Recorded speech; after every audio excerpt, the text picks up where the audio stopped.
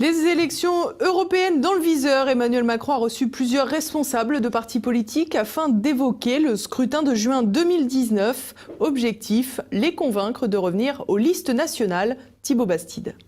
L'Union européenne, Emmanuel Macron ne pense qu'à ça. Alors que les chantiers s'accumulent en France, le président de la République préfère se concentrer sur les élections européennes qui auront lieu en juin 2019.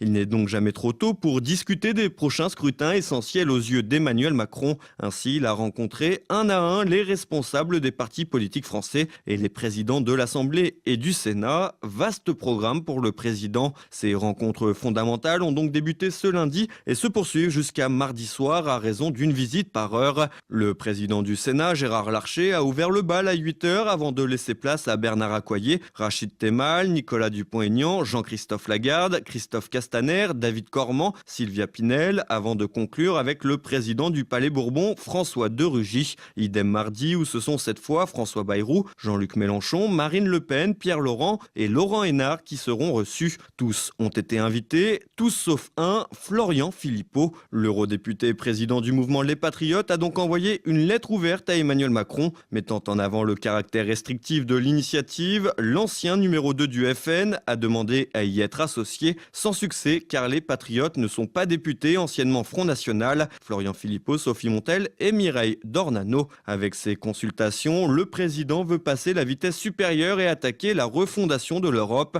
avec en point de mire les élections de juin 2019. Il envisage notamment un changement du mode de scrutin en privilégiant un retour d'une liste nationale et non plus par grande région comme c'est le cas depuis 2004. Une initiative qui séduit une majorité de la classe politique française, allant de la France insoumise au Front National. De leur côté, les Républicains y sont opposés. Et pour cause, un tel mode de scrutin favoriserait La République En Marche. N'étant pas bien structuré au niveau local, le parti profitera donc d'un élan national pour lui éviter une éventuelle déconvenue. Autre avantage pour Emmanuel Macron, elle pourrait attirer de grands noms. D'ailleurs, plusieurs circulent déjà. François Bayrou, Nicolas Hulot ou encore Nathalie Kosciusko-Morizet. Tout le monde pourrait s'y retrouver, sauf les Républicains. Après avoir fait exploser le Parti socialiste, Emmanuel Macron poursuit donc son travail de sape afin de faire disparaître l'autre dinosaure politique pour s'ériger en président européen.